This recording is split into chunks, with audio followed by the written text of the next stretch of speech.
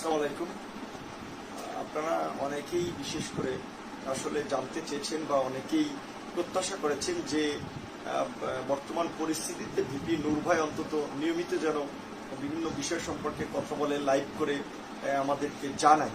কিন্তু অত্যন্ত দুঃখের সাথে বলতে হচ্ছে যে আসলে নানান ধরনের প্রতিবন্ধকতার কারণে এবং নিজেরও একটু শারীরিক অসুস্থতার কারণে আসলে কথা বলাটা খুব ডিফিকাল্ট হয়ে যাচ্ছে। গলা ব্যথা আছে, গলা একটু প্রবলেম আছে। আর আপনারা তো জানেন যে গত কয়েকদিন ধরেই বাংলাদেশের সোশ্যাল মিডিয়া ব্যবহার করা একটু কষ্টকর হয়ে যাচ্ছে, কারণ সরকার নেটওয়ার্ক ডাউন করে দেওয়া সহ ফেসবুককে নানাভাবে নিয়ন্ত্রণ করছে, যেটা ফেসবুক নিজেও আপনার স্বীকার করেছে। সেই ক্ষেত্রে বাংলাদেশের অনেক মেধাবী ইঞ্জিনিয়ার, দক্ষ মানব সম্পদ আছে, বিদেশেও থাকেন অনেকে। ফেসবুকের বিকল্প সোশ্যাল মিডিয়া বাংলাদেশে উদ্ভাবন করা যায় কিনা সেটি নিয়ে বাংলাদেশের যারা তরুণরা রয়েছেন, যারা বিজ্ঞান নিয়ে গবেষণা করেন, পড়াশোনা করেছেন, তারা একটু চিন্তা ভাবনা করতে পারেন। আর দ্বিতীয় যে কথাটি আমি বলবো যে বাংলাদেশে ভারতের উগ্র হিন্দুত্ববাদী সাম্প্রদায়িক প্রধানমন্ত্রী নরেন্দ্র মোদীর আগমনকে কেন্দ্র করে বাংলাদেশে কি ঘটেছে সেটি বাংলাদেশ থেকে সারা বিশ্ববাসী সবাই জানেন যে বাংলাদেশের মহান স্বাধীনতার সুবর্ণ জয়ন্তীর মতো একটা গুরুত্বপূর্ণ বছরে, মহান স্বাধীনতা দিবসে বাংলাদেশ নতুন করে রক্তে রঞ্জিত হয়েছে। যে রক্তে রঞ্জিত হয়েছিল সে 1971 সালের আগে, বিশেষ করে 1971 সালের আপনার মুক্তিযুদ্ধ শুরুর আগে, যে বঙ্গবন্ধু শেখ মুজিবুর রহমান 7ই মার্চ যেভাবে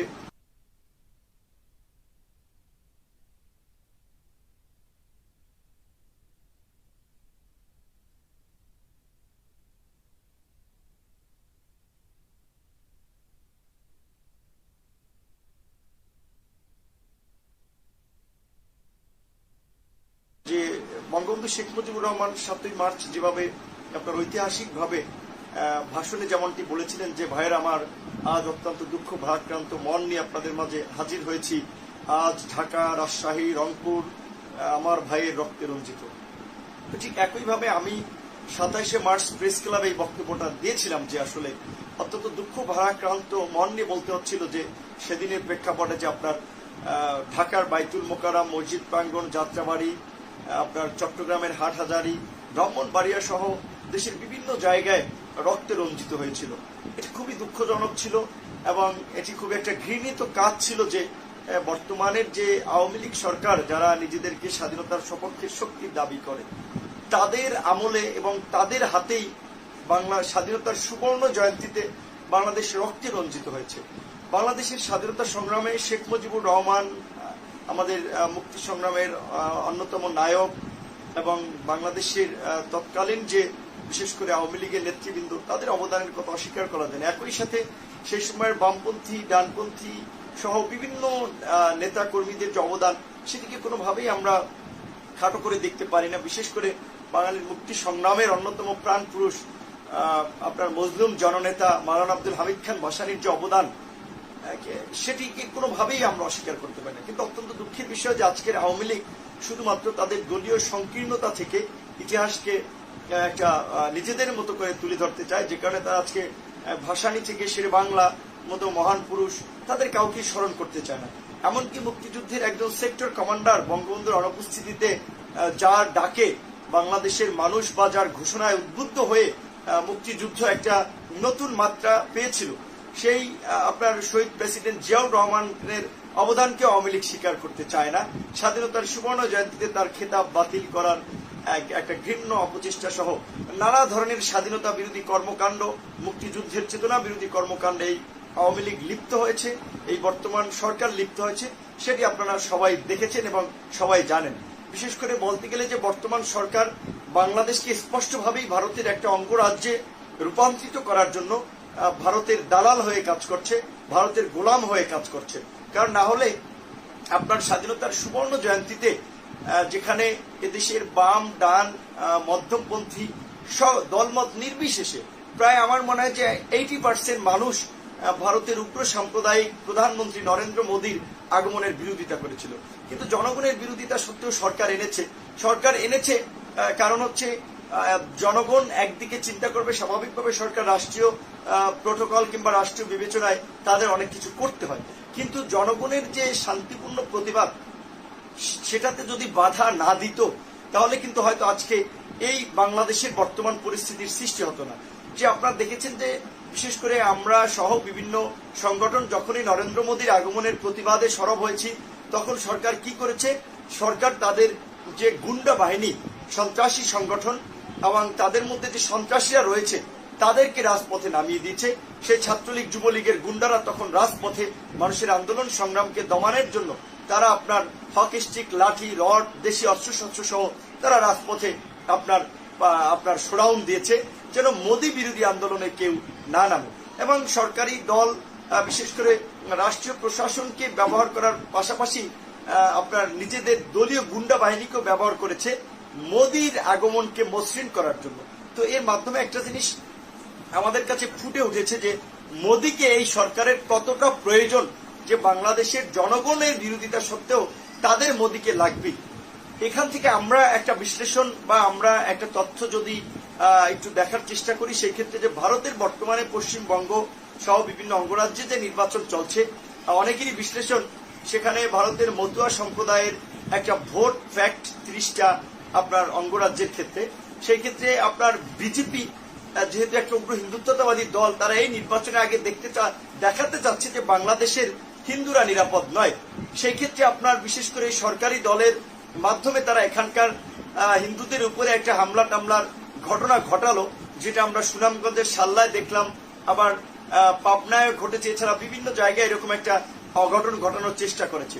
পাশাপাশি আপনার বাংলাদেশে মোদীর আগমন ছিল কোথায়, তিনি দেখেন যে সাতক্ষীরার যশেশ্বরী মন্দিরে গিয়েছিলেন হিন্দুদের ভোট আকৃষ্ট করার জন্য, এবং আপনার গোপালগঞ্জের ওরাকান্দিতে গিয়েছিলেন, যেটাও আপনার ভারতের মতুয়া সম্প্রদায়ের একটা তীর্থস্থান। তো ভারতের আনন্দবাজার সহ বিভিন্ন গণমাধ্যম এটাকে বিশ্লেষণ করেছে যে স্বাধীনতার সুবর্ণ জয়ন্তীতে মোদী বাংলাদেশে গিয়েছে বাংলাদেশের মানুষের প্রতি আপনার ভালোবাসার বহিঃপ্রকাশ ঘটাতে নয়, তাদের স্থানীয় নির্বাচন বা পশ্চিমবঙ্গের এই নির্বাচনে জেতার জন্য বা ভোটারদের দৃষ্টি আকর্ষণ করার জন্য, যে তিনি বাংলাদেশ থেকে একটা উগ্র হিন্দুত্ববাদের জয়গান গেয়েছেন। পাশাপাশি তিনি এটা বোঝাতে চেয়েছেন যে বাংলাদেশে তিনি হিন্দুদেরকে সেভ করার জন্য এসেছেন। যদিও আমরা এটা সবাই জানি বাংলাদেশ একটা ধর্মীয় সম্প্রীতির দেশ, বিভিন্ন মত পথ ধর্ম বর্ণের মানুষ খুব সুন্দরভাবে মিলেমিশে বাস করে।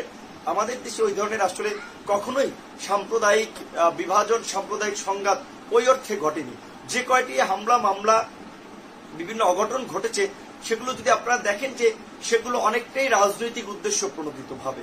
তো যাই হোক, তো এই স্বাধীনতার সুবর্ণ জয়ন্তীতে সরকার আপনার ভারতকে খুশি করার জন্য, মোদীকে খুশি করার জন্য বাংলাদেশের মানুষের বুকে, বিশেষ করে মুসলিম সম্প্রদায়ের বুকে নির্বিচারে গুলি চালিয়েছে, মাদ্রাসার ছাত্রদের মেরেছে, আলেম ওলামাদেরকে মেরেছে।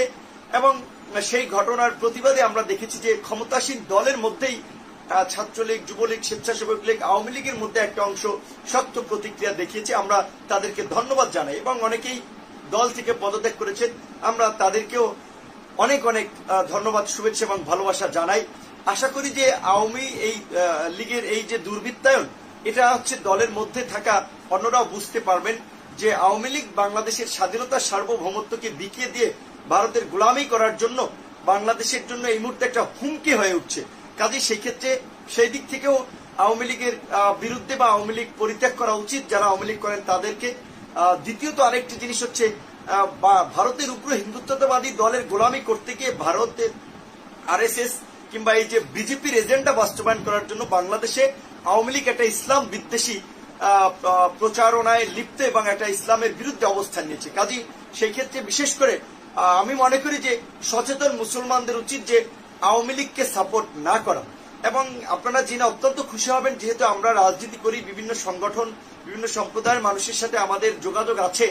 আজকে যেমন ছাত্রলীগ, যুবলীগ থেকে যেমন অনেকে পদত্যাগ করছেন, আওয়ামী লীগ থেকে অনেকে পদত্যাগ করছেন, প্রশাসনের অনেক ভাইও বুঝতে পারছেন যে আজকে ভারত কিভাবে বাংলাদেশের রাজনীতি তথা প্রশাসনে একটা ছড়ি ঘুরাচ্ছে বা প্রভাব খাটাচ্ছে, বাংলাদেশের স্বাধীনতার সার্বভৌমত্বের জন্য হুমকি হয়ে দাঁড়িয়েছে। সেক্ষেত্রে বিশেষ করে পুলিশ, সেনাবাহিনী সহ বিভিন্ন জায়গার প্রশাসনের অনেক ভাইয়েরা তারাও বিশেষ করে বাংলাদেশের স্বাধীনতা সার্বভৌমত্বকে অক্ষুণ্ণ রাখার জন্য তারা এই বর্তমানের বিনা ভোটের মাফিয়া সরকারের সাথে কাজ না করার জন্য নীতিগত সিদ্ধান্ত নিয়েছে। কিন্তু তারা আসলে ওইভাবে কার্যকরভাবে আমাদের সাথে তখনই কাজ করতে পারবেন যখন আমরা রাজপথে নেমে এই আওয়ামী দুর্বৃত্তদের বিরুদ্ধে একটা শক্ত প্রতিবাদ করতে পারবো। বিভিন্ন সম্প্রদায় দলমত নির্বিশেষে মানুষকে আমরা রাজপথে নামাতে পারবো।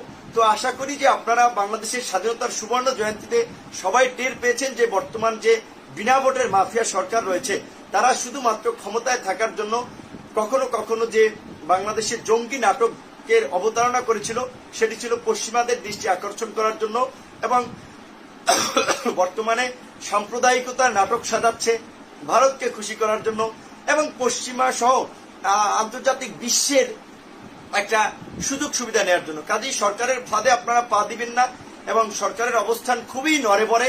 বিশেষ করে একদিনের হরতালে হেফাজতে ইসলাম সহ যারা এই হরতালের সমর্থন করেছিলেন তারা আপনারা দেখেছেন যে সরকার কিভাবে তাদের যেটা বলে পাজামা প্যান্ট গরম হয়ে গেছে, কিভাবে তারা টেনশনে পড়ে গিয়েছিলেন।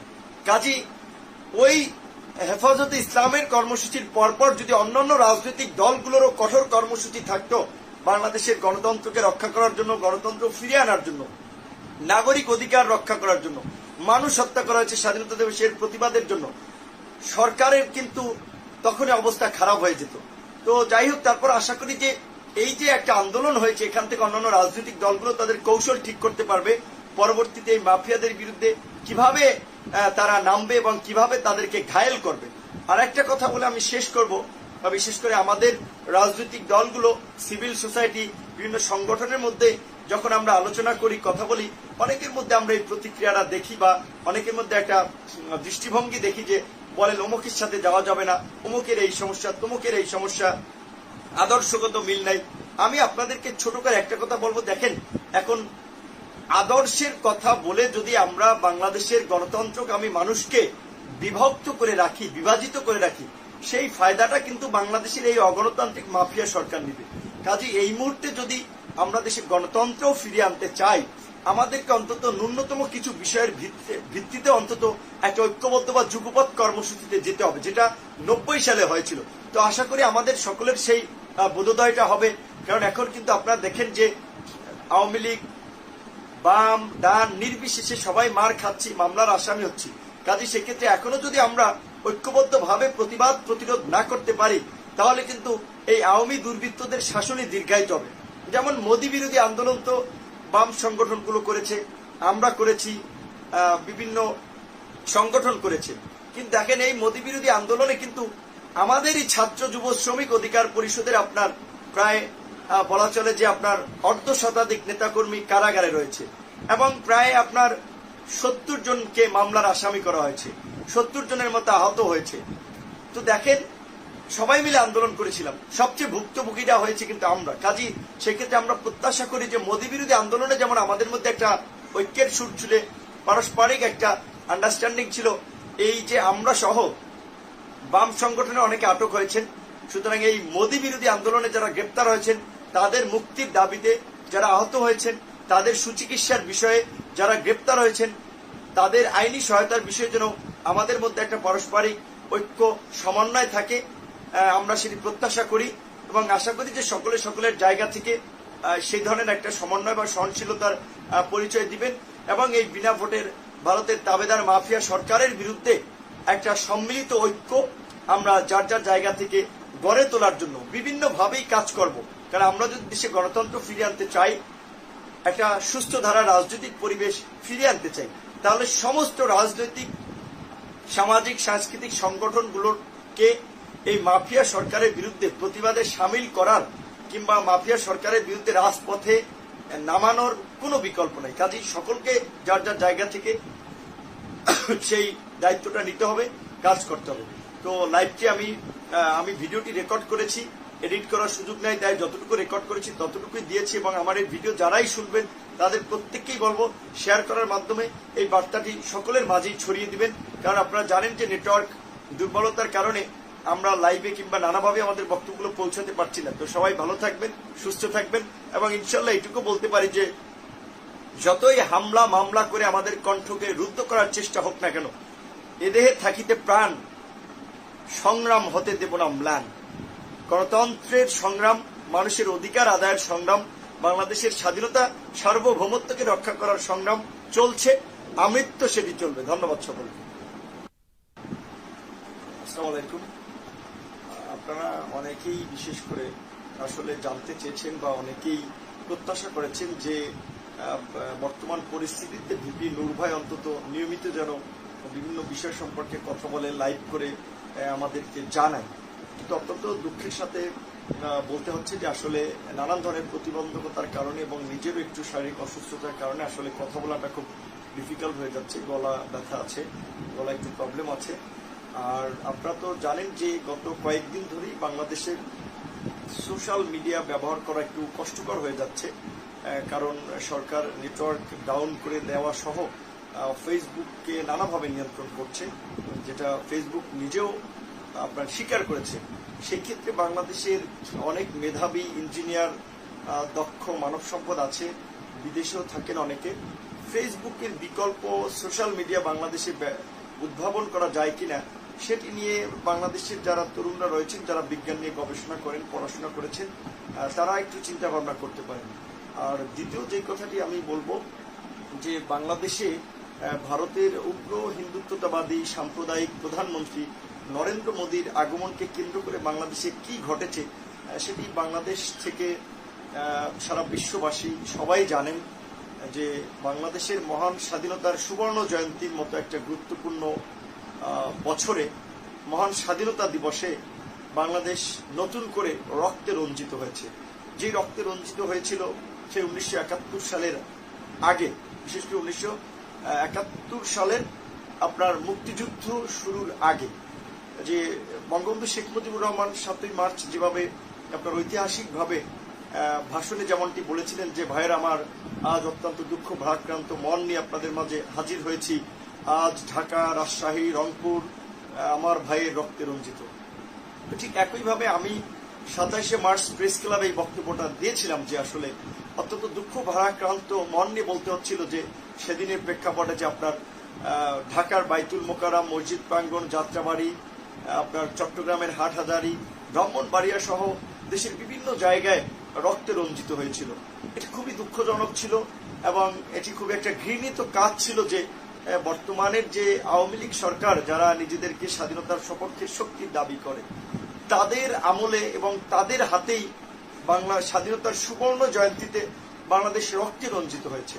বাংলাদেশের স্বাধীনতা সংগ্রামে শেখ মুজিবুর রহমান আমাদের মুক্তি সংগ্রামের অন্যতম নায়ক এবং বাংলাদেশের তৎকালীন যে বিশেষ করে আওয়ামী লীগের নেতৃবৃন্দ, তাদের অবদানের কথা অস্বীকার করা যায় না। একই সাথে সেই সময়ের বামপন্থী, ডানপন্থী সহ বিভিন্ন নেতা কর্মীদের যে অবদান, সেটিকে কোনোভাবেই আমরা খাটো করে দেখতে পারি না। বিশেষ করে বাঙালির মুক্তি সংগ্রামের অন্যতম প্রাণ পুরুষ আপনার মজলুম জননেতা মাওলানা আব্দুল হামিদ খান ভাসানীর যে অবদান, সেটিকে কোনোভাবেই আমরা অস্বীকার করতে পারি না। কিন্তু অত্যন্ত দুঃখের বিষয় যে আজকের আওয়ামী লীগ শুধুমাত্র তাদের দলীয় সংকীর্ণতা থেকে ইতিহাসকে একটা নিজেদের মতো করে তুলে ধরতে চায়, যে কারণে তারা আজকে ভাসানী থেকে শেরে বাংলা মতো মহান পুরুষ তাদের কাউকে স্মরণ করতে চায় না। এমনকি মুক্তিযুদ্ধের একজন সেক্টর কমান্ডার বঙ্গবন্ধুর অনুপস্থিতিতে যার ডাকে বাংলাদেশের মানুষ বা যার ঘোষণায় উদ্বুদ্ধ হয়ে মুক্তিযুদ্ধ একটা নতুন মাত্রা পেয়েছিল, সেই আপনার শহীদ প্রেসিডেন্ট জিয়াউর রহমানের অবদানকে আওয়ামী লীগ স্বীকার করতে চায় না। স্বাধীনতার সুবর্ণ জয়ন্তীতে তার খেতাব বাতিল করার একটা ঘৃণ্য অপচেষ্টা সহ নানা ধরনের স্বাধীনতা বিরোধী কর্মকাণ্ড, মুক্তিযুদ্ধের চেতনা বিরোধী কর্মকাণ্ডে এই আওয়ামী লীগ লিপ্ত হয়েছে, এই বর্তমান সরকার লিপ্ত হয়েছে, সেটি আপনারা সবাই দেখেছেন এবং সবাই জানেন। বিশেষ করে বলতে গেলে যে বর্তমান সরকার বাংলাদেশকে স্পষ্টভাবেই ভারতের একটা অঙ্গরাজ্যে রূপান্তরিত করার জন্য ভারতের দালাল হয়ে কাজ করছে, ভারতের গোলাম হয়ে কাজ করছে। কারণ না হলে আপনার স্বাধীনতার সুবর্ণ জয়ন্তীতে যেখানে এদেশের বাম, ডান, মধ্যমপন্থী দলমত নির্বিশেষে প্রায় আমার মনে হয় যে 80% মানুষ ভারতের উগ্র সাম্প্রদায়িক প্রধানমন্ত্রী নরেন্দ্র মোদীর আগমনের বিরোধিতা করেছিল। কিন্তু জনগণের বিরোধিতা সত্ত্বেও সরকার এনেছে কারণ হচ্ছে জনগণ একদিকে চিন্তা করবে, স্বাভাবিকভাবে সরকার রাষ্ট্রীয় প্রোটোকল কিংবা রাষ্ট্রীয় বিবেচনায় তাদের অনেক কিছু করতে হয়, কিন্তু জনগণের যে শান্তিপূর্ণ প্রতিবাদ সেটাতে যদি বাধা না দিত তাহলে কিন্তু হয়তো আজকে এই বাংলাদেশের বর্তমান পরিস্থিতির সৃষ্টি হতো না। যে আপনারা দেখেছেন যে বিশেষ করে আমরা সহ বিভিন্ন সংগঠন যখনই নরেন্দ্র মোদীর আগমনের প্রতিবাদে সরব হয়েছি তখন সরকার কি করেছে, সরকার তাদের যে গুন্ডা বাহিনী, সন্ত্রাসী সংগঠন এবং তাদের মধ্যে যে সন্ত্রাসীরা রয়েছে তাদেরকে রাজপথে নামিয়ে দিয়েছে। সেই ছাত্রলীগ যুবলীগের গুন্ডারা তখন রাজপথে মানুষের আন্দোলন সংগ্রামকে দমানোর জন্য তারা আপনার হকি স্টিক, লাঠি, রড, দেশি অস্ত্রশস্ত্র সহ তারা রাজপথে আপনার শোডাউন দিয়েছে যেন মোদী বিরোধী আন্দোলনে কেউ না নামে। এবং সরকারি দল বিশেষ করে রাষ্ট্রীয় প্রশাসনকে ব্যবহার করার পাশাপাশি আপনার নিজেদের দলীয় গুন্ডা বাহিনীকেও ব্যবহার করেছে মোদীর আগমনকে মসৃণ করার জন্য। তো এর মাধ্যমে একটা জিনিস আমাদের কাছে ফুটে উঠেছে যে মোদীকে এই সরকারের কতটা প্রয়োজন, যে বাংলাদেশের জনগণের বিরোধিতা সত্ত্বেও তাদের মোদীকে লাগবে।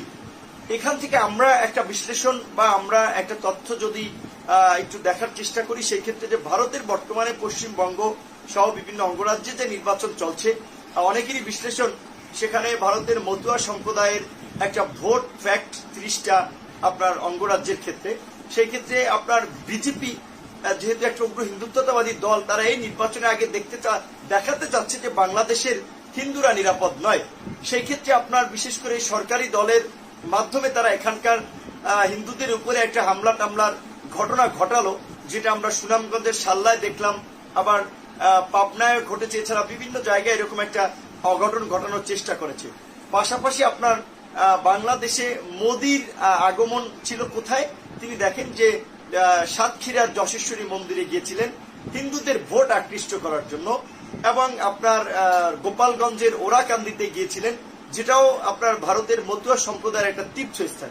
তো ভারতের আনন্দবাজার সহ বিভিন্ন গণমাধ্যম এটাকে বিশ্লেষণ করেছে যে স্বাধীনতার সুবর্ণ জয়ন্তীতে মোদী বাংলাদেশে গিয়েছে বাংলাদেশের মানুষের প্রতি আপনার ভালোবাসার বহিঃপ্রকাশ ঘটাতে নয়, তাদের স্থানীয় নির্বাচন বা পশ্চিমবঙ্গের এই নির্বাচনে জেতার জন্য বা ভোটারদের দৃষ্টি আকর্ষণ করার জন্য, যে তিনি বাংলাদেশ থেকে একটা উগ্র হিন্দুত্ববাদের জয়গান গেয়েছেন। পাশাপাশি তিনি এটা বোঝাতে চেয়েছেন যে বাংলাদেশে তিনি হিন্দুদেরকে সেভ করার জন্য এসেছেন। যদিও আমরা এটা সবাই জানি বাংলাদেশ একটা ধর্মীয় সম্প্রীতির দেশ, বিভিন্ন মত পথ ধর্ম বর্ণের মানুষ খুব সুন্দরভাবে মিলেমিশে বাস করে। আমাদের দেশে ওই ধরনের আসলে কখনোই সাম্প্রদায়িক বিভাজন, সাম্প্রদায়িক সংঘাত ওই অর্থে ঘটেনি। যে কয়টি হামলা মামলা বিভিন্ন অঘটন ঘটেছে সেগুলো যদি আপনারা দেখেন যে সেগুলো অনেকটাই রাজনৈতিক উদ্দেশ্য প্রণোদিত ভাবে। তো যাই হোক, তো এই স্বাধীনতার সুবর্ণ জয়ন্তীতে সরকার আপনার ভারতকে খুশি করার জন্য, মোদীকে খুশি করার জন্য বাংলাদেশের মানুষের বুকে, বিশেষ করে মুসলিম সম্প্রদায়ের বুকে নির্বিচারে গুলি চালিয়েছে, মাদ্রাসার ছাত্রদের মেরেছে, আলেম ওলামাদেরকে মেরেছে।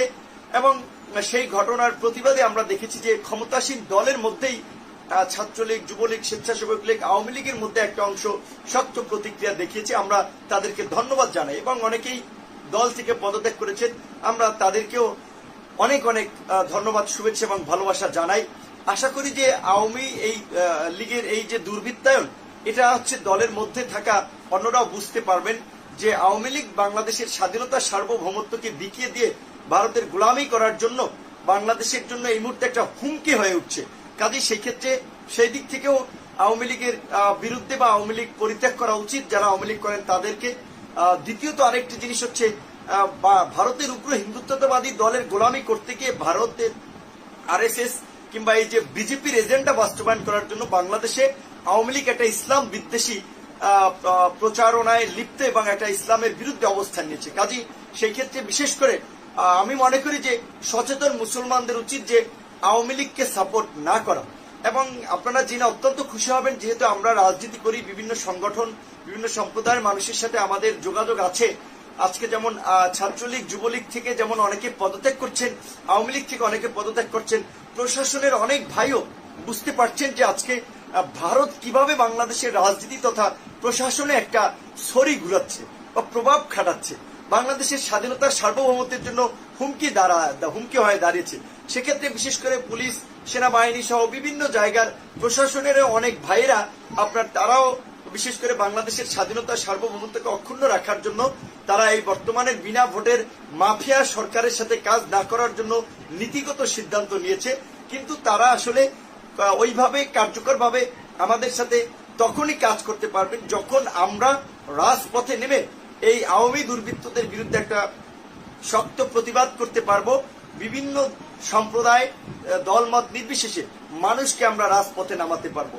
তো আশা করি যে আপনারা বাংলাদেশের স্বাধীনতার সুবর্ণ জয়ন্তীতে সবাই টের পেয়েছেন যে বর্তমান যে বিনা ভোটের মাফিয়া সরকার রয়েছে তারা শুধুমাত্র ক্ষমতায় থাকার জন্য কখনো কখনো যে বাংলাদেশের জঙ্গি নাটকের অবতারণা করেছিল সেটি ছিল পশ্চিমাদের দৃষ্টি আকর্ষণ করার জন্য, এবং বর্তমানে সাম্প্রদায়িকতার নাটক সাজাচ্ছে ভারতকে খুশি করার জন্য এবং পশ্চিমা সহ আন্তর্জাতিক বিশ্বের একটা সুযোগ সুবিধা নেওয়ার জন্য। কাজেই সরকারের ফাঁদে আপনারা পা দিবেন না এবং সরকারের অবস্থান খুবই নড়েবড়ে। বিশেষ করে একদিনের হরতালে হেফাজতে ইসলাম সহ যারা এই হরতালের সমর্থন করেছিলেন তারা আপনারা দেখেছেন যে সরকার কিভাবে তাদের যেটা বলে পাজামা প্যান্ট গরম হয়ে গেছে, কিভাবে তারা টেনশনে পড়ে গিয়েছিলেন। কাজী ওই হেফাজতে ইসলামের কর্মসূচির পরপর যদি অন্যান্য রাজনৈতিক দলগুলোরও কঠোর কর্মসূচি থাকতো বাংলাদেশের গণতন্ত্রকে রক্ষা করার জন্য, গণতন্ত্র ফিরিয়ে আনার জন্য, নাগরিক অধিকার রক্ষা করার জন্য, মানুষ হত্যা করা হয়েছে স্বাধীনতা দিবসের প্রতিবাদের জন্য, সরকারের কিন্তু তখনই অবস্থা খারাপ হয়ে যেত। তো যাই হোক, তারপর আশা করি যে এই যে একটা আন্দোলন হয়েছে এখান থেকে অন্যান্য রাজনৈতিক দলগুলো তাদের কৌশল ঠিক করতে পারবে পরবর্তীতে এই মাফিয়াদের বিরুদ্ধে কিভাবে তারা নামবে এবং কিভাবে তাদেরকে ঘায়েল করবে। আর একটা কথা বলে আমি শেষ করব, বিশেষ করে আমাদের রাজনৈতিক দলগুলো, সিভিল সোসাইটি, বিভিন্ন সংগঠনের মধ্যে যখন আমরা আলোচনা করি, কথা বলি, অনেকের মধ্যে আমরা এই প্রতিক্রিয়াটা দেখি বা অনেকের মধ্যে একটা দৃষ্টিভঙ্গি দেখি যে বলেন অমুকের সাথে যাওয়া যাবে না, অমুকের এই সমস্যা, তমুকের এই সমস্যা, আদর্শগত মিল নাই। আমি আপনাদেরকে ছোট করে একটা কথা বলবো, দেখেন এখন আদর্শের কথা বলে যদি আমরা বাংলাদেশের গণতন্ত্রকামী মানুষকে বিভক্ত করে রাখি, বিভাজিত করে রাখি, সেই ফায়দাটা কিন্তু বাংলাদেশের এই অগণতান্ত্রিক মাফিয়া সরকার নেবে। কাজেই এই মুহূর্তে যদি আমরা দেশে গণতন্ত্র ফিরিয়ে আনতে চাই, আমাদেরকে অন্তত ন্যূনতম কিছু বিষয়ের ভিত্তিতে অন্তত একটা ঐক্যবদ্ধ বা যুগপৎ কর্মসূচিতে যেতে হবে, যেটা 90 সালে হয়েছিল। তো আশা করি আমাদের সকলের সেই বোধোদয়টা হবে। কারণ এখন কিন্তু আপনারা দেখেন যে আওয়ামী লীগ, বাম, ডান নির্বিশেষে সবাই মার খাচ্ছি, মামলার আসামি হচ্ছি। কাজে সেক্ষেত্রে এখনো যদি আমরা ঐক্যবদ্ধভাবে প্রতিবাদ প্রতিরোধ না করতে পারি তাহলে কিন্তু এই আওয়ামী দুর্বৃত্তদের শাসনই দীর্ঘায়িত হবে। যেমন মোদী বিরোধী আন্দোলন তো বাম সংগঠনগুলো করেছে, আমরা করেছি, বিভিন্ন সংগঠন করেছে, কিন্তু দেখেন এই মোদী বিরোধী আন্দোলনে কিন্তু আমাদেরই ছাত্র যুব শ্রমিক অধিকার পরিষদের আপনার প্রায় বলা চলে যে আপনার 1/2 শতাধিক নেতাকর্মী কারাগারে রয়েছে এবং প্রায় আপনার 70 জনকে মামলার আসামি করা হয়েছে, 70 জনের মতো আহত হয়েছে। তো দেখেন সবাই মিলে আন্দোলন করেছিলাম, সবচেয়ে ভুক্তভোগীরা হয়েছে কিন্তু আমরা। কাজী সেক্ষেত্রে আমরা প্রত্যাশা করি যে মোদী বিরোধী আন্দোলনে যেমন আমাদের মধ্যে একটা ঐক্যের সুর ছিল, পারস্পরিক একটা আন্ডারস্ট্যান্ডিং ছিল, এই যে আমরা সহ বাম সংগঠনে অনেকে আটক হয়েছেন, সুতরাং এই মোদী বিরোধী আন্দোলনে যারা গ্রেপ্তার হয়েছেন তাদের মুক্তির দাবিতে, যারা আহত হয়েছেন তাদের সুচিকিৎসার বিষয়ে, যারা গ্রেপ্তার হয়েছেন তাদের আইনি সহায়তার বিষয়ে যেন আমাদের মধ্যে একটা পারস্পরিক ঐক্য সমন্বয় থাকে, আমরা সেটি প্রত্যাশা করি এবং আশা করি যে সকলের। আর আপনারা তো জানেন যে গত কয়েকদিন ধরেই বাংলাদেশের সোশ্যাল মিডিয়া ব্যবহার করা একটু কষ্টকর হয়ে যাচ্ছে, কারণ সরকার নেটওয়ার্ক ডাউন করে দেওয়া সহ ফেসবুককে নানাভাবে নিয়ন্ত্রণ করছে, যেটা ফেসবুক নিজেও আপনার স্বীকার করেছে। সেই ক্ষেত্রে বাংলাদেশের অনেক মেধাবী ইঞ্জিনিয়ার, দক্ষ মানব সম্পদ আছে, বিদেশেও থাকেন অনেকে। ফেসবুকের বিকল্প সোশ্যাল মিডিয়া বাংলাদেশে উদ্ভাবন করা যায় কিনা সেটি নিয়ে বাংলাদেশের যারা তরুণরা রয়েছেন, যারা বিজ্ঞান নিয়ে গবেষণা করেন, পড়াশোনা করেছেন, তারা একটু চিন্তা ভাবনা করতে পারেন। আর দ্বিতীয় যে কথাটি আমি বলবো যে বাংলাদেশে ভারতের উগ্র হিন্দুত্ববাদী সাম্প্রদায়িক প্রধানমন্ত্রী নরেন্দ্র মোদীর আগমনকে কেন্দ্র করে বাংলাদেশে কি ঘটেছে সেটি বাংলাদেশ থেকে সারা বিশ্ববাসী সবাই জানেন যে বাংলাদেশের মহান স্বাধীনতার সুবর্ণ জয়ন্তীর মতো একটা গুরুত্বপূর্ণ বছরে, মহান স্বাধীনতা দিবসে বাংলাদেশ নতুন করে রক্তে রঞ্জিত হয়েছে। যে রক্তে রঞ্জিত হয়েছিল সে 1971 সালের আগে, বিশেষ করে 1971 সালের আপনার মুক্তিযুদ্ধ শুরুর আগে, যে বঙ্গবন্ধু শেখ মুজিবুর রহমান 7ই মার্চ যেভাবে আপনার ঐতিহাসিকভাবে ভাষণে যেমনটি বলেছিলেন যে ভাইয়ের আমার আজ অত্যন্ত দুঃখ ভারাক্রান্ত মন নিয়ে আপনাদের মাঝে হাজির হয়েছি, আজ ঢাকা, রাজশাহী, রংপুর আমার ভাইয়ের রক্তে রঞ্জিত। ঠিক একইভাবে আমি 27শে মার্চ প্রেস ক্লাবে এই বক্তব্যটা দিয়েছিলাম যে আসলে অত্যন্ত দুঃখ ভারাক্রান্ত মন নিয়ে বলতে হচ্ছিল যে সেদিনের প্রেক্ষাপটে যে আপনার ঢাকার বাইতুল মোকাররম, মসজিদ প্রাঙ্গণ, যাত্রাবাড়ি, আপনার চট্টগ্রামের হাটহাজারী, ব্রাহ্মণবাড়িয়া সহ দেশের বিভিন্ন জায়গায় রক্তে রঞ্জিত হয়েছিল। এটি খুবই দুঃখজনক ছিল এবং এটি খুব একটা ঘৃণিত কাজ ছিল যে বর্তমানের যে আওয়ামী লীগ সরকার, যারা নিজেদেরকে স্বাধীনতার সপক্ষের শক্তির দাবি করে, তাদের আমলে এবং তাদের হাতেই বাংলা স্বাধীনতার সুবর্ণ জয়ন্তীতে বাংলাদেশ রক্তে রঞ্জিত হয়েছে।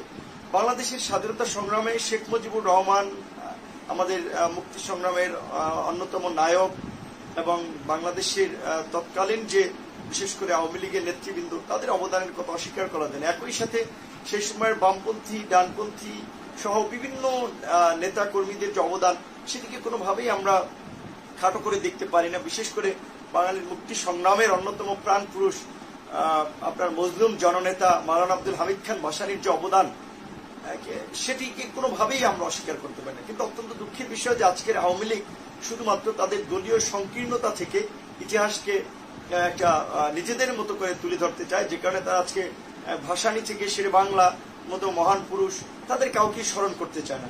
এমনকি মুক্তিযুদ্ধের একজন সেক্টর কমান্ডার বঙ্গবন্ধুর অনুপস্থিতিতে যার ডাকে বাংলাদেশের মানুষ বা যার ঘোষণায় উদ্বুদ্ধ হয়ে মুক্তিযুদ্ধ একটা নতুন মাত্রা পেয়েছিল, সেই আপনার শহীদ প্রেসিডেন্ট জিয়াউর রহমানের অবদানকে আওয়ামী লীগ স্বীকার করতে চায় না।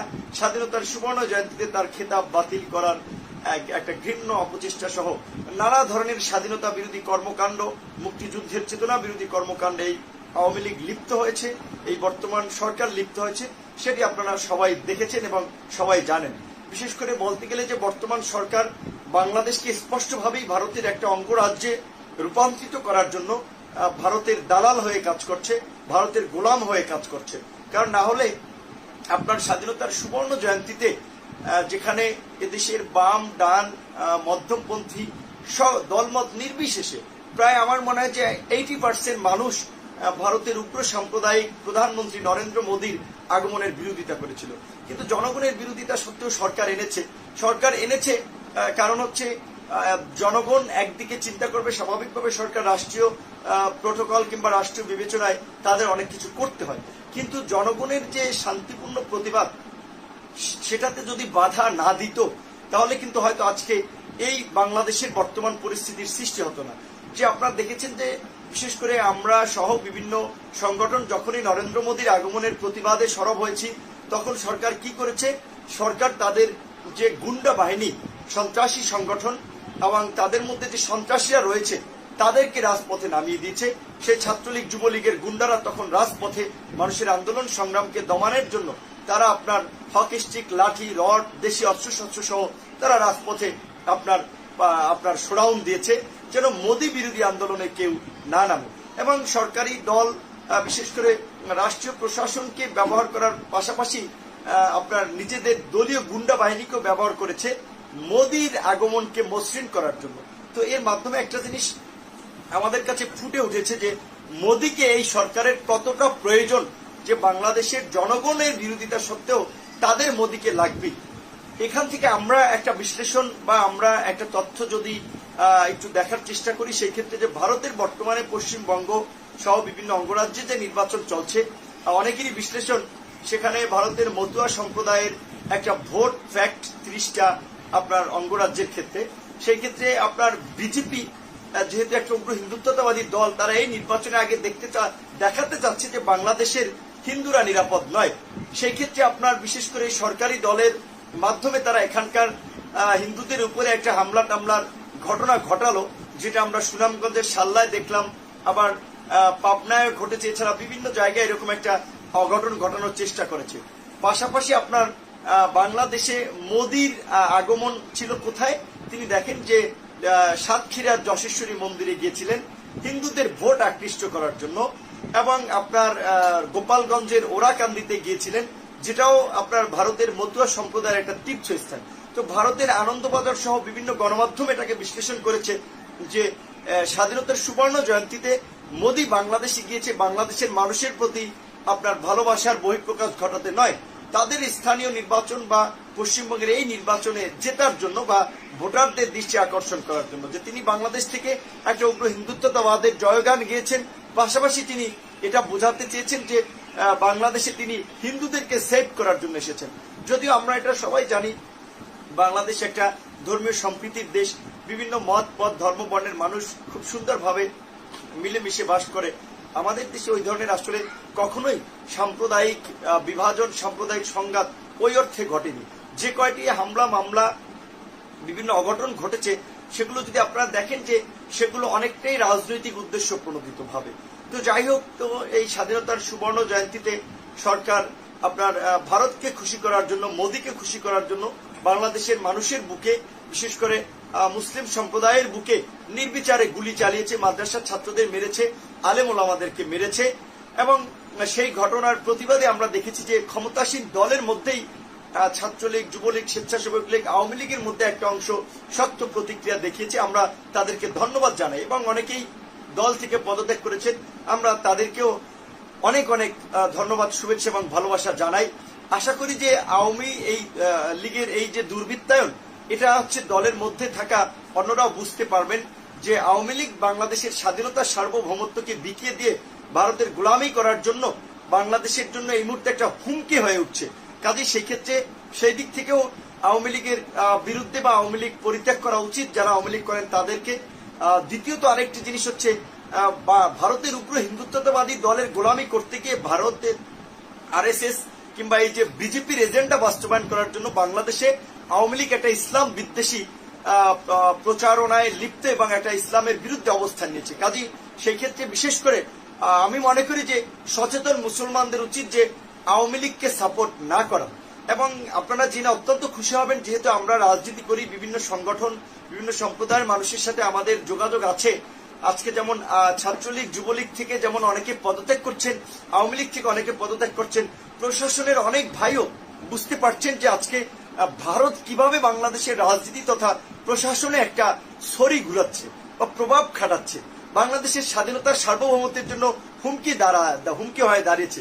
সেক্ষেত্রে বিশেষ করে পুলিশ, সেনাবাহিনী সহ বিভিন্ন জায়গার প্রশাসনের অনেক ভাইয়েরা আপনার তারাও বিশেষ করে বাংলাদেশের স্বাধীনতার সার্বভৌমত্বকে অক্ষুণ্ণ রাখার জন্য তারা এই বর্তমানের বিনা ভোটের মাফিয়া সরকারের সাথে কাজ না করার জন্য নীতিগত সিদ্ধান্ত নিয়েছে।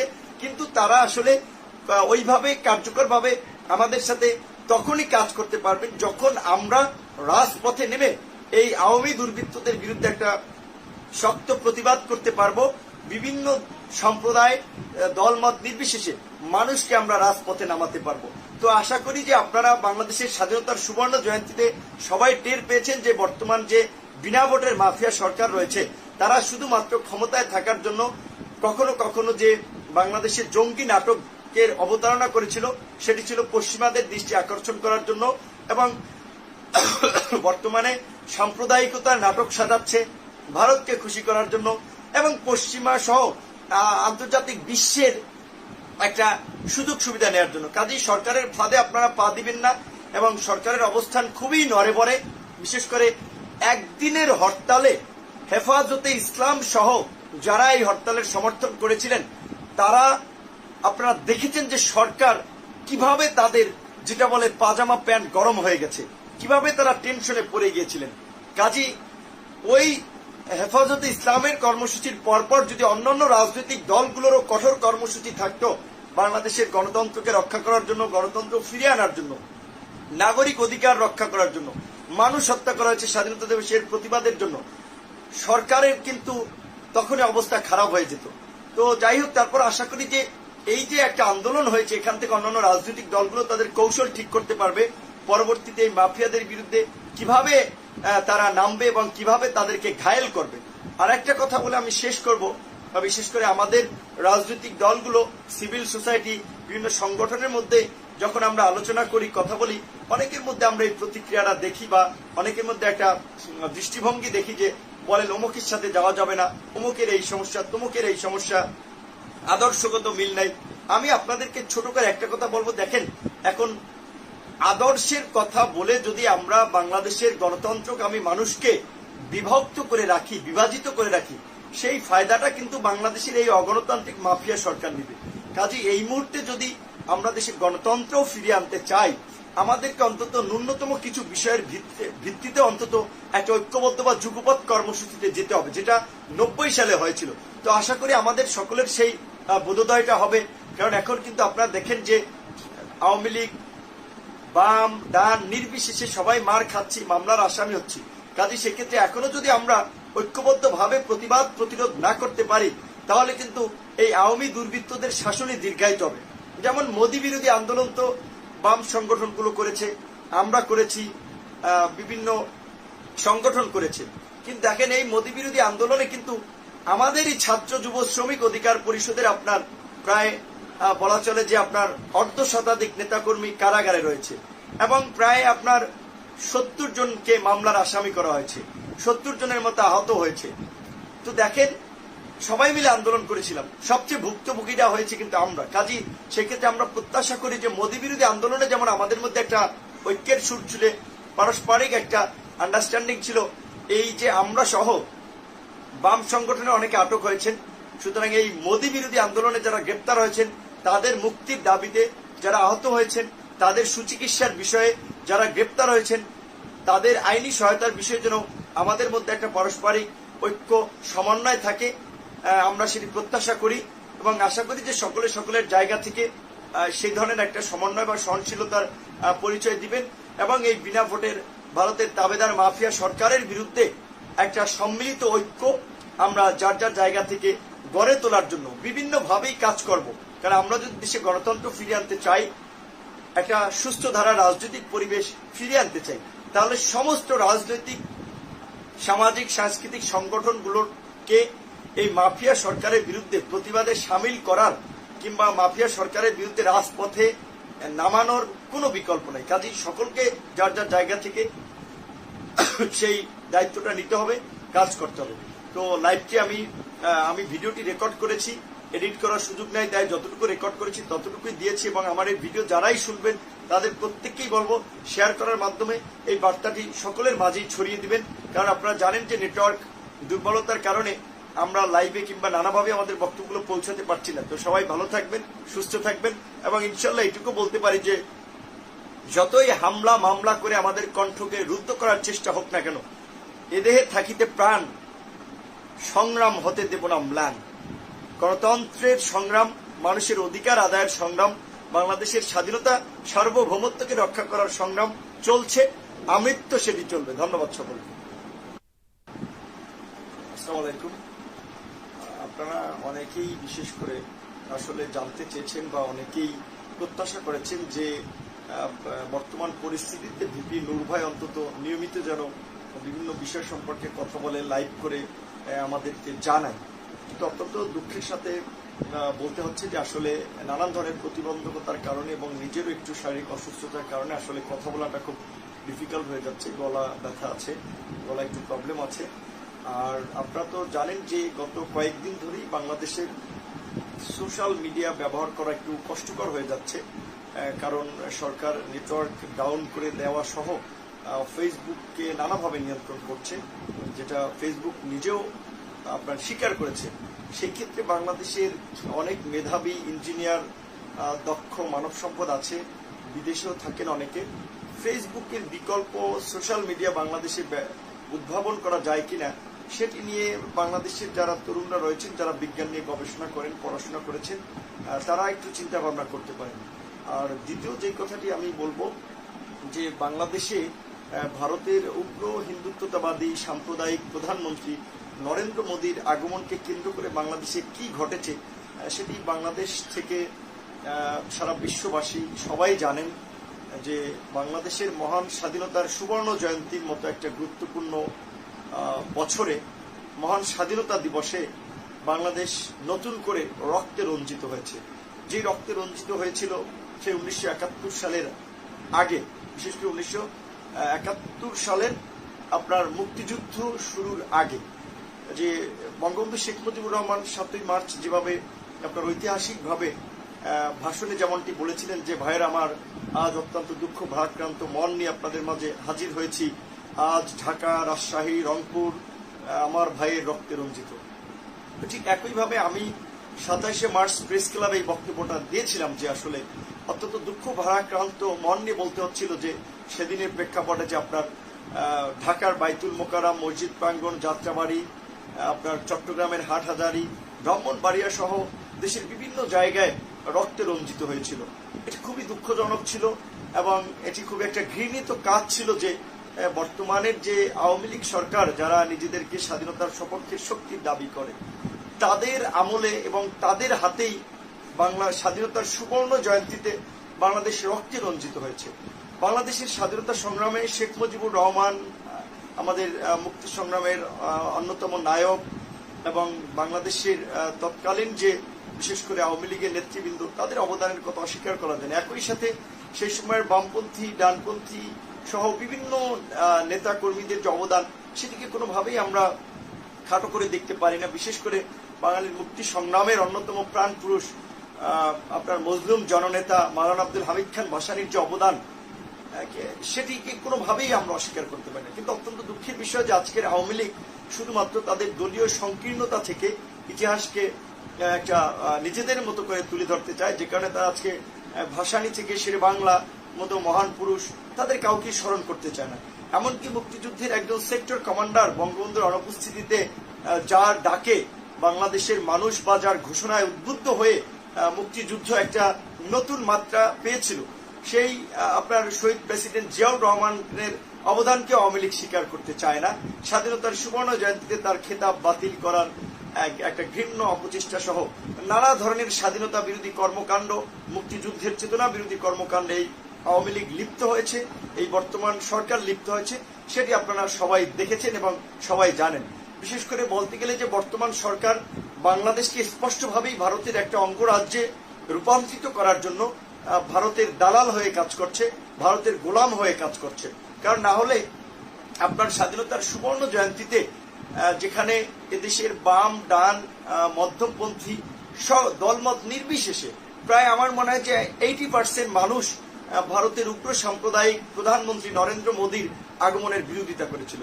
কিন্তু জনগণের বিরোধিতা সত্ত্বেও সরকার এনেছে কারণ হচ্ছে জনগণ একদিকে চিন্তা করবে, স্বাভাবিকভাবে সরকার রাষ্ট্রীয় প্রোটোকল কিংবা রাষ্ট্রীয় বিবেচনায় তাদের অনেক কিছু করতে হয়, কিন্তু জনগণের যে শান্তিপূর্ণ প্রতিবাদ, সেটাতে যদি বাধা না দিত তাহলে কিন্তু হয়তো আজকে এই বাংলাদেশের বর্তমান পরিস্থিতির সৃষ্টি হতো না। যে আপনারা দেখেছেন যে বিশেষ করে আমরা সহ বিভিন্ন সংগঠন যখনই নরেন্দ্র মোদীর আগমনের প্রতিবাদে সরব হয়েছি, তখন সরকার কি করেছে? সরকার তাদের যে গুন্ডা বাহিনী, সন্ত্রাসী সংগঠন এবং তাদের মধ্যে যে সন্ত্রাসীরা রয়েছে তাদেরকে রাজপথে নামিয়ে দিয়েছে। সেই ছাত্রলীগ, যুবলীগের গুন্ডারা তখন রাজপথে মানুষের আন্দোলন সংগ্রামকে দমানোর জন্য তারা আপনার হকি স্টিক, লাঠি, রড, দেশি অস্ত্রশস্ত্র সহ তারা রাজপথে আপনার শোডাউন দিয়েছে যেন মোদী বিরোধী আন্দোলনে কেউ না নামে। এবং সরকারি দল বিশেষ করে রাষ্ট্রীয় প্রশাসনকে ব্যবহার করার পাশাপাশি আপনার নিজেদের দলীয় গুন্ডা বাহিনীকেও ব্যবহার করেছে মোদীর আগমনকে মসৃণ করার জন্য। তো এর মাধ্যমে একটা জিনিস আমাদের কাছে ফুটে উঠেছে যে মোদীকে এই সরকারের কতটা প্রয়োজন, যে বাংলাদেশের জনগণের বিরোধিতা সত্ত্বেও তাদের মোদীকে লাগবে। এখান থেকে আমরা একটা বিশ্লেষণ বা আমরা একটা তথ্য যদি একটু দেখার চেষ্টা করি, সেই ক্ষেত্রে যে ভারতের বর্তমানে পশ্চিমবঙ্গ সহ বিভিন্ন অঙ্গরাজ্যে যে নির্বাচন চলছে, অনেকেরই বিশ্লেষণ সেখানে ভারতের মতুয়া সম্প্রদায়ের একটা ভোট ফ্যাক্ট 30টা আপনার অঙ্গরাজ্যের ক্ষেত্রে, সেই ক্ষেত্রে আপনার বিজেপি যেহেতু একটা উগ্র হিন্দুত্ববাদী দল, তারা এই নির্বাচনে আগে দেখাতে চাচ্ছে যে বাংলাদেশের হিন্দুরা নিরাপদ নয়। সেই ক্ষেত্রে আপনার বিশেষ করে সরকারি দলের মাধ্যমে তারা এখানকার হিন্দুদের উপরে একটা হামলা টামলার ঘটনা ঘটালো, যেটা আমরা সুনামগঞ্জের সাল্লায় দেখলাম, আবার পাবনায় ঘটেছে। এছাড়া বিভিন্ন জায়গায় এরকম একটা অঘটন ঘটানোর চেষ্টা করেছে। পাশাপাশি আপনার বাংলাদেশে মোদীর আগমন ছিল কোথায়?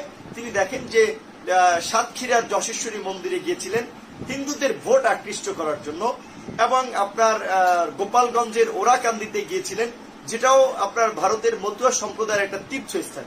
তো ভারতের আনন্দবাজার সহ বিভিন্ন গণমাধ্যম এটাকে বিশ্লেষণ করেছে যে স্বাধীনতার সুবর্ণ জয়ন্তীতে মোদী বাংলাদেশে গিয়েছে বাংলাদেশের মানুষের প্রতি আপনার ভালোবাসার বহিঃপ্রকাশ ঘটাতে নয়, তাদের স্থানীয় নির্বাচন বা পশ্চিমবঙ্গের এই নির্বাচনে জেতার জন্য বা ভোটারদের দৃষ্টি আকর্ষণ করার জন্য, যে তিনি বাংলাদেশ থেকে একটা উগ্র হিন্দুত্ববাদের জয়গান গেয়েছেন। পাশাপাশি তিনি এটা বোঝাতে চেয়েছেন যে বাংলাদেশে তিনি হিন্দুদেরকে সেভ করার জন্য এসেছেন। যদিও আমরা এটা সবাই জানি বাংলাদেশ একটা ধর্মীয় সম্প্রীতির দেশ, বিভিন্ন মত পথ ধর্ম বর্ণের মানুষ খুব সুন্দরভাবে মিলেমিশে বাস করে। আমাদের দেশে ওই ধরনের আসলে কখনোই সাম্প্রদায়িক বিভাজন, সাম্প্রদায়িক সংঘাত ওই অর্থে ঘটেনি। যে কয়টি হামলা মামলা বিভিন্ন অঘটন ঘটেছে সেগুলো যদি আপনারা দেখেন যে সেগুলো অনেকটাই রাজনৈতিক উদ্দেশ্য প্রণোদিত ভাবে। তো যাই হোক, তো এই স্বাধীনতার সুবর্ণ জয়ন্তীতে সরকার আপনার ভারতকে খুশি করার জন্য, মোদীকে খুশি করার জন্য বাংলাদেশের মানুষের বুকে, বিশেষ করে মুসলিম সম্প্রদায়ের বুকে নির্বিচারে গুলি চালিয়েছে, মাদ্রাসার ছাত্রদের মেরেছে, আলেম ওলামাদেরকে মেরেছে। এবং সেই ঘটনার প্রতিবাদে আমরা দেখেছি যে ক্ষমতাসীন দলের মধ্যেই ছাত্রলীগ, যুবলীগ, স্বেচ্ছাসেবক লীগ, আওয়ামী লীগের মধ্যে একটা অংশ শক্ত প্রতিক্রিয়া দেখিয়েছে। আমরা তাদেরকে ধন্যবাদ জানাই এবং অনেকেই দল থেকে পদত্যাগ করেছেন, আমরা তাদেরকেও অনেক অনেক ধন্যবাদ, শুভেচ্ছা এবং ভালোবাসা জানাই। আশা করি যে আওয়ামী এই লীগের এই যে দুর্বৃত্তায়ন, এটা হচ্ছে দলের মধ্যে থাকা অন্যরাও বুঝতে পারবেন যে আওয়ামী লীগ বাংলাদেশের স্বাধীনতা সার্বভৌমত্বকে বিকিয়ে দিয়ে ভারতের গোলামি করার জন্য বাংলাদেশের জন্য এই মুহূর্তে একটা হুমকি হয়ে উঠছে। কাজে সেই ক্ষেত্রে সেই দিক থেকেও আওয়ামী লীগের বিরুদ্ধে বা আওয়ামী লীগ পরিত্যাগ করা উচিত যারা আওয়ামী লীগ করেন তাদেরকে। দ্বিতীয়ত আরেকটি জিনিস হচ্ছে ভারতের উগ্র হিন্দুত্ববাদী দলের গোলামি করতে গিয়ে ভারতের আরএসএস কিংবা এই যে বিজেপির এজেন্ডা বাস্তবায়ন করার জন্য বাংলাদেশে আওয়ামী লীগ একটা ইসলাম বিদ্বেষী প্রচারণায় লিপ্ত এবং একটা ইসলামের বিরুদ্ধে অবস্থান নিয়েছে। কাজী সেই ক্ষেত্রে বিশেষ করে আমি মনে করি যে সচেতন মুসলমানদের উচিত যে আওয়ামী লীগকে সাপোর্ট না করা। এবং আপনারা জেনে অত্যন্ত খুশি হবেন, যেহেতু আমরা রাজনীতি করি, বিভিন্ন সংগঠন, বিভিন্ন সম্প্রদায়ের মানুষের সাথে আমাদের যোগাযোগ আছে। আজকে যেমন ছাত্রলীগ, যুবলীগ থেকে যেমন অনেকে পদত্যাগ করছেন, আওয়ামী লীগ থেকে অনেকে পদত্যাগ করছেন, প্রশাসনের অনেক ভাইও বুঝতে পারছেন যে আজকে ভারত কিভাবে বাংলাদেশের রাজনীতি তথা প্রশাসনে একটা ছড়ি ঘুরাচ্ছে বা প্রভাব খাটাচ্ছে, বাংলাদেশের স্বাধীনতার সার্বভৌমত্বের জন্য হুমকি হয়ে দাঁড়িয়েছে। সেক্ষেত্রে বিশেষ করে পুলিশ, সেনাবাহিনী সহ বিভিন্ন জায়গার প্রশাসনের অনেক ভাইয়েরা তারাও বিশেষ করে বাংলাদেশের স্বাধীনতা সার্বভৌমত্বকে অক্ষুণ্ণ রাখার জন্য তারা এই বর্তমানের বিনা ভোটের মাফিয়া সরকারের সাথে কাজ না করার জন্য নীতিগত সিদ্ধান্ত নিয়েছে। কিন্তু তারা আসলে ওইভাবে কার্যকরভাবে আমাদের সাথে তখনই কাজ করতে পারবেন যখন আমরা রাজপথে নেমে এই আওয়ামী দুর্বৃত্তদের বিরুদ্ধে একটা শক্ত প্রতিবাদ করতে পারবো। বিভিন্ন সম্প্রদায়, দলমত নির্বিশেষে মানুষকে আমরা রাজপথে নামাতে পারবো। তো আশা করি যে আপনারা বাংলাদেশের স্বাধীনতার সুবর্ণ জয়ন্তীতে সবাই টের পেয়েছেন যে বর্তমান যে বিনা ভোটের মাফিয়া সরকার রয়েছে তারা শুধুমাত্র ক্ষমতায় থাকার জন্য কখনো কখনো যে বাংলাদেশের জঙ্গি নাটকের অবতারণা করেছিল সেটি ছিল পশ্চিমাদের দৃষ্টি আকর্ষণ করার জন্য, এবং বর্তমানে সাম্প্রদায়িকতার নাটক সাজাচ্ছে ভারতকে খুশি করার জন্য এবং পশ্চিমা সহ আন্তর্জাতিক বিশ্বের একটা সুযোগ সুবিধা নেওয়ার জন্য। কাজেই সরকারের ফাঁদে আপনারা পা দিবেন না এবং সরকারের অবস্থান খুবই নড়েবড়ে।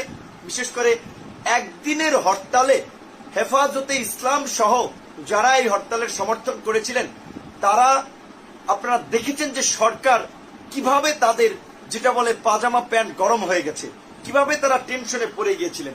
কাজী ওই হেফাজতে ইসলামের কর্মসূচির পরপর যদি অন্যান্য রাজনৈতিক দলগুলোরও কঠোর কর্মসূচি থাকতো বাংলাদেশের গণতন্ত্রকে রক্ষা করার জন্য, গণতন্ত্র ফিরিয়ে আনার জন্য, নাগরিক অধিকার রক্ষা করার জন্য, মানুষ হত্যা করা হয়েছে স্বাধীনতা দিবসের প্রতিবাদের জন্য, সরকারের কিন্তু তখনই অবস্থা খারাপ হয়ে যেত।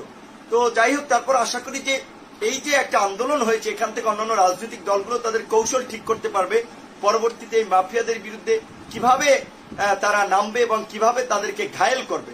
আর একটা কথা বলে আমি শেষ করব, বিশেষ করে আমাদের রাজনৈতিক দলগুলো, সিভিল সোসাইটি, বিভিন্ন সংগঠনের মধ্যে যখন আমরা আলোচনা করি কথা বলি অনেকের মধ্যে আমরা এই প্রতিক্রিয়াটা দেখি বা অনেকের মধ্যে একটা দৃষ্টিভঙ্গি দেখি যে বলেন অমুকের সাথে যাওয়া যাবে না, অমুকের এই সমস্যা, তমুকের এই সমস্যা, আদর্শগত মিল নাই। আমি আপনাদেরকে ছোট করে একটা কথা বলবো, দেখেন এখন আদর্শের কথা বলে যদি আমরা বাংলাদেশের গণতন্ত্রকামী মানুষকে বিভক্ত করে রাখি, বিভাজিত করে রাখি, সেই ফায়দাটা কিন্তু বাংলাদেশের এই অগণতান্ত্রিক মাফিয়া সরকার নিবে। কাজে এই মুহূর্তে যদি আমরা দেশের গণতন্ত্র ফিরিয়ে আনতে চাই, আমাদেরকে অন্তত ন্যূনতম কিছু বিষয়ের ভিত্তিতে অন্তত একটা ঐক্যবদ্ধ বা যুগপৎ কর্মসূচিতে যেতে হবে, যেটা 90 সালে হয়েছিল। তো আশা করি আমাদের সকলের সেই বোধোদয়টা হবে। কারণ এখন কিন্তু আপনারা দেখেন যে আওয়ামী লীগ, বাম, ডান নির্বিশেষে সবাই মার খাচ্ছি, মামলার আসামি হচ্ছি। কাজে সেক্ষেত্রে এখনো যদি আমরা ঐক্যবদ্ধভাবে প্রতিবাদ প্রতিরোধ না করতে পারি, তাহলে কিন্তু এই আওয়ামী দুর্বৃত্তদের শাসনই দীর্ঘায়িত হবে। যেমন মোদী বিরোধী আন্দোলন তো বাম সংগঠনগুলো করেছে, আমরা করেছি, বিভিন্ন সংগঠন করেছে।